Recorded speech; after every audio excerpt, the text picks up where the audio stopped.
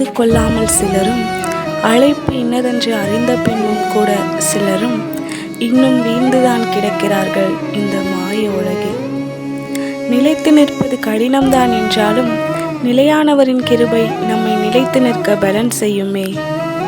ஆனது ஆகட்டும், இனி போனதும் போகட்டும். இன்றே செல்வோம் அவர் சமூகம், மீண்டும் அவருக்காய் எழுந்து நிற்க. ஆம், அப்பாவிற்குள் நிலைத்து நிற்க. அவராலே நான்.